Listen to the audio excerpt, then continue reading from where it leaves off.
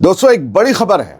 गजा में सीज़फायर के बावजूद इसराइलियों की जिंदगी में खौफ के शोले धधक रहे हैं।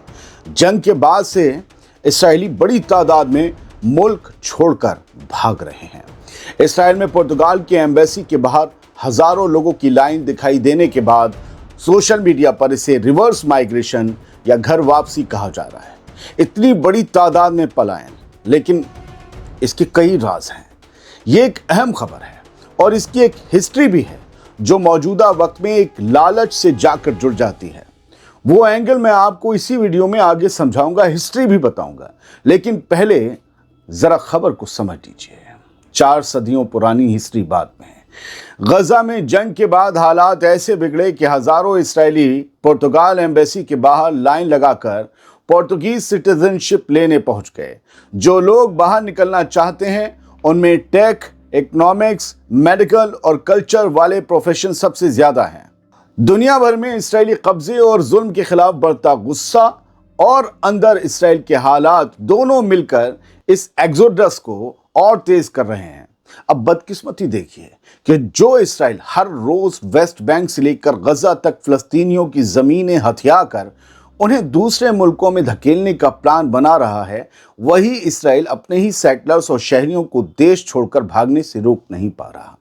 सोशल मीडिया पर इसे रिवर्स माइग्रेशन या घर वापसी कहकर वीडियो वायरल हो रहे हैं, जहां हजारों इसराइली एक दूसरे मुल्क की यानी पोर्तुगल की एम्बेसी के बाहर अपनी फाइल पकड़े खड़े दिखते हैं और सबका एक ही मकसद है, किसी भी तरह उस मुल्क का वीजा और सिटीजनशिप हासिल कर लेना जिसकी एम्बेसी के बाहर वो खड़े हैं।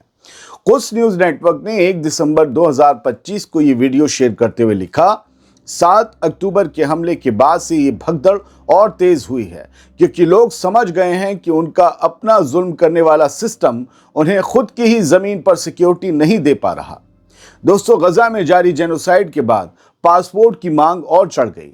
कई इसराइली अनसर्टेन फ्यूचर यानी एक अंधेरे मुस्तकबिल से बचने के लिए दूसरा पासपोर्ट चाहते हैं और इसराइल दूसरे मुल्क का पासपोर्ट चाहते हैं। अगर यहाँ बम गिर रहे हो, जंग चल रही हो, तो हम दूसरी जगह जाके जिंदा तो रह सकें, इसके लिए। और इसराइलियों की बड़ी तादाद अब खुले तौर पर इसराइल छोड़ने की तैयारी में है। उधर पोर्तुगल की एम्बेसी का ये कहना है कि जो इवेंट चल रहा था उसके दौरान उन्होंने हजारों इसराइली एप्लीकेंट्स को प्रोसेस किया और किसी को नहीं छोड़ा, सबकी एप्लीकेशन ली, जबकि भीड़ इतनी थी कि लाइन अंडरग्राउंड पार्किंग तक चली गई।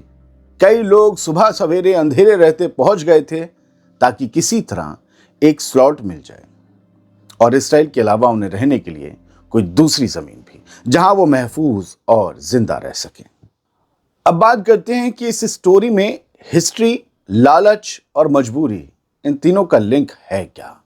जो इसराइल फिलिस्तीनियों की जमीन हड़प रहा है, उसके अपने लोग पुर्तगाल जाने के लिए लाइन में खड़े हैं। पुरानी इक्विजिशन की ट्रेजेडी से आज की भागम भाग तक इस पूरी स्टोरी को एक अलग एंगल से भी समझिए। सोशल मीडिया के दावे अलग थे, लेकिन न्यूज़पेपर्स की जो खबरें हैं और जो रिसर्च है जो हमने की है वो कुछ अलग कहती है। गजा जंग और अंदरूनी हड़कंप के बीच इसराइल में एक अजीब सीन है। हजारों इसराइली पुर्तगाल एम्बेसी के बाहर कई किलोमीटर लंबी लाइन में खड़े दिखे, आपने देखा और देख रहे हैं। ज्यादातर का एक ही टारगेट है, पुर्तगाली पासपोर्ट पकड़कर यूरोप निकल जाना। लेकिन इस भगदड़ की जड़ सिर्फ डर नहीं, हिस्ट्री प्लस मौजूदा फायदे का मिला जुला लालच भी है। साल 2015 में पुर्तगाल में एक कानून बना था जिसने 16वीं सदी की इक्विजिशन का हर्जाना भरते हुए इसराइलियों के लिए उम्मीदों का दरवाजा खोल दिया। 1 दिसंबर 2025 को आई टीआरटी वर्ल्ड की ये रिपोर्ट याद दिलाती है कि पुर्तगाल ने 2015 में लॉ ऑफ रिटर्न यानी वापसी का कानून पास किया था, जिसके तहत उन सेफार्डिक यहूदियों की नस्लों को सिटीजनशिप देने का हक दिया गया जिन्हें 16वीं सदी में इनक्विजिशन में निकाल दिया गया था। अब ये 16वीं सदी की इनक्विजिशन क्या है, इसके बारे में भी हम बताएंगे आपको इसी वीडियो में आगे। 4 सदियों पुरानी एक ट्रेजेडी आज यहूदियों के लिए यूरोप का पास और टिकट बन गई। लेकिन 2023 में इतनी भीड़ देख पुर्तगाल ने कानून कायदे सख्त कर दिए।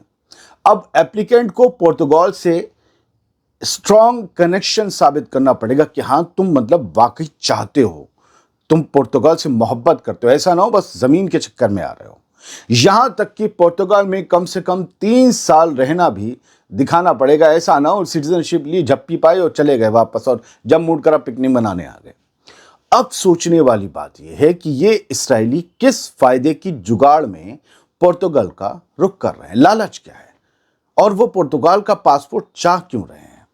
तो जवाब है कई बड़े फायदे हैं, जैसे यूरोपीय यूनियन में फ्री मूवमेंट, कहीं भी जाओ ईयू में, कम खर्च, सस्ती और अच्छी यूरोपियन यूनिवर्सिटीज और colleges, come cost of living, और सबसे बड़ी चीज एक सेफ बैकडोर। अगर इसराइल में हमला हो तो वहां चले जाओ। 7 अक्टूबर के हमले के बाद और गजा जेनोसाइड शुरू होने के बाद इस भागम भाग में, इस दौड़ भाग में आग लग गई। हजारों या लाखों यहूदी इसराइल छोड़ चुके हैं, अलग अलग रिपोर्ट्स हैं। और ये पूरा सीन एक बात साफ करता है, फलस्तीनियों को बाहर धकेलने का ख्वाब देखने वाला इसराइल आज अपने ही लोगों का पलायन रोकने के लिए लाचार खड़ा है। अब आपके लिए हिस्ट्री से जुड़ी एक काम की बात सुनिए जिसका शुरू में जिक्र था। 16वीं सदी का इंक्विजिशन उस दौर की उन कैथोलिक अदालतों को कहा जाता है जिन्हें पोप पॉल III ने साल 1542 में बनाया था। इसके अंदर रोमन इंक्विजिशन और इसके अलावा स्पेनिश और पोर्तुगीज इंक्विजिशन जैसी दूसरी ट्रिब्यूनल सिस्टम भी शामिल थे। इन अदालतों का काम था लोगों पर नजर रखना और उन पर केस चलाना, खास तौर पर प्रोटेस्टेंट रिफॉर्मेशन के जवाब में। यहां लोगों पर हेरेसी, ब्लास्फेमी यानी ईश निंदा, और विचक्राफ्ट यानी काले जादू जैसे इल्जाम लगाए जाते थे, और यहां तक कि बैन की गई किताबें रखने या छापने पर भी सजाएं दी जाती थीं। उस दौर में यहूदियों पर बड़े इल्जाम लगे ऐसे। ये ट्रिब्यूनल सिर्फ मजहबी नहीं, कई दफा सेकुलर मामलों में भी सजा सुनाते थे, और पूरे यूरोप में इनका काफी डर था।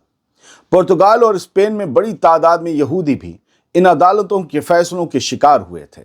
लाखों यहूदियों को तो पुर्तगाल से खदेड़ भी दिया गया था, ऐसी कई जगह आर्टिकल्स हैं।